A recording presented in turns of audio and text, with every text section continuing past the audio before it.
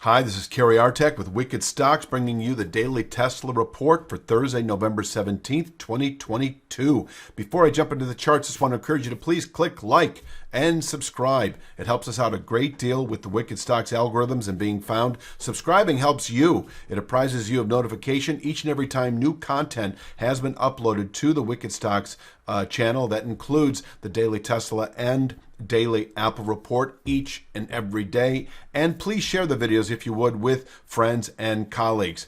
Let's take a look at the day itself. We did close just below this rising channel bottom at 190.02 today.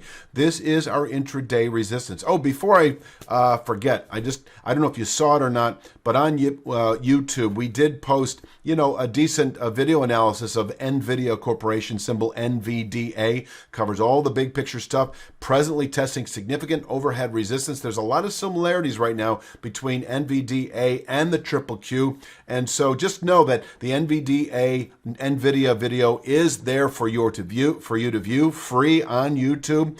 And just also know that we do 2 stock picks like that, exactly like that, every week, each and every week, 8 a month. We've done over 200 in the last 2 years that you never see on YouTube.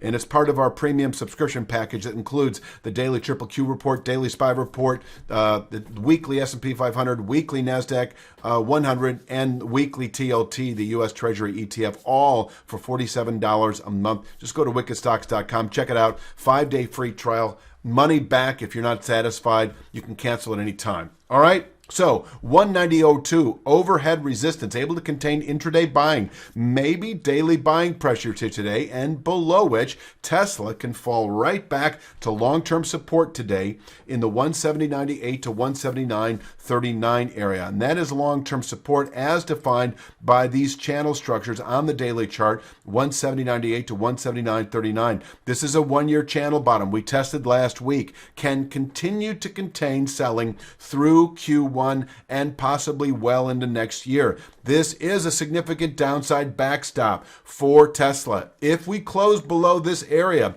and I don't see that happening this week, but if over the next couple of weeks, this stock can unravel in a big way, and I then begin to doubt its day tradability. I hate to use the word Bitcoin, but it has been a pretty strong speculative stock, obviously, the last few years. And I really doubt whether, I just think its luster will be diminished as we continue then over the following 6 months to 12 months if we close below this 170 support. I just want to say that, and I'll talk about the ramifications of that in a moment. But until then, this is bottom picking territory. This is where you stick your neck out and buy when we test the 170s, for instance, the 210 or 215 calls, if you're a 1 to 2 to 2 to 3 week options trader, because that area is in reach as defined by that 219.36 descending channel top, and perhaps the 240 or 250 out of the money calls that don't expire for at least, a couple months, 2-3 months.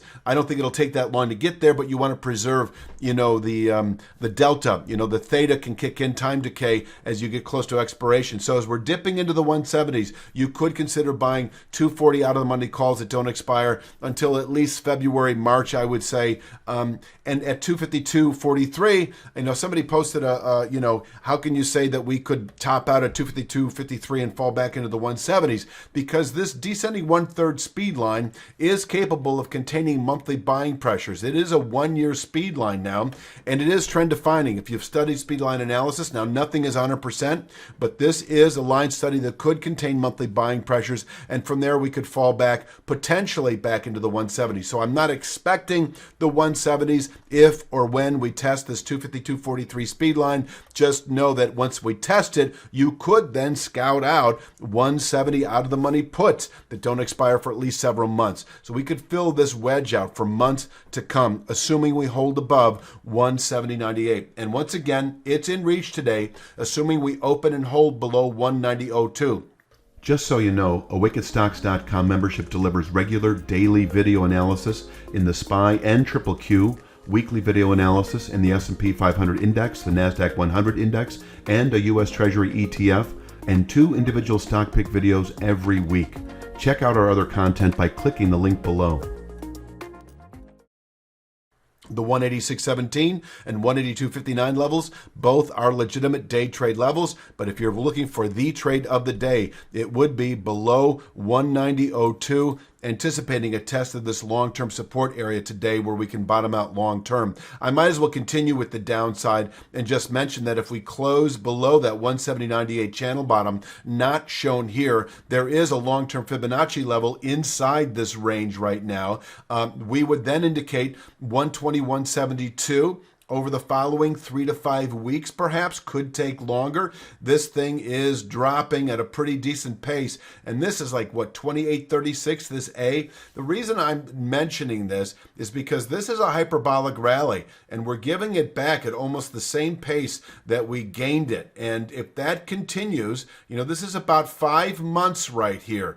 A up to this 172 area, and if we break this low 170s 5 months from now, can we unravel all the way back to this area? I wouldn't discount it. I don't know the fundamentals. I'm not a fundamentalist. I'm just saying that it is possible. Now, of course, the signal for that in terms of clear cut, will we retest A, would be a settlement below this last standing descending long-term channel bottom, which once again is a 3 to 5 week target if we settle below 170.98. So enough of that bearish stuff. I know it's not pleasant to even talk about, but you have to cover it. And if we push or open today above 190.02, we could rally all the way back to 198.58, this October low that we pushed through on Tuesday, did not settle above, actually closed negative on the day after testing this former low in October. 198.58, you can see here, session containment, able to contain daily buying pressures. In reach today, if we push or open above 190.02, 198.58, able to contain daily buying pressures, and if settled above, should by the end of next week or sooner yield this 219.36 descending channel top, which once again is considered a 1 to 2 week target following the test a week ago of this 170s long-term support. So if we close today above 198.58, that would be inside that 2 week time horizon that I'd mentioned. The 219.36 channel top, able to contain weekly buying pressures when tested, possibly into later December. From here, there is the possibility of falling back into the 170s within 2 or 3 weeks of testing 219.36. So this 170s up to 219.36, this wedge, this is a great area for option traders who, once we test the 170s, once again, maybe buy the 215 out of the money calls. Once the 219.36 channel top is tested, you could then turn around, liquidate those calls, buy the 170 or 175 out of the money puts that don't expire for at least several weeks, so forth and so on. All right. So, I'm just wondering if there's anything else to say. I will finish with, if we close above 198.58, 207.26 is likely tomorrow, and by the end of next week or sooner, 219.36. And I think that pretty much rounds it out for Thursday's Daily Tesla Report. I'll be back tomorrow with Fridays, and you have a great day.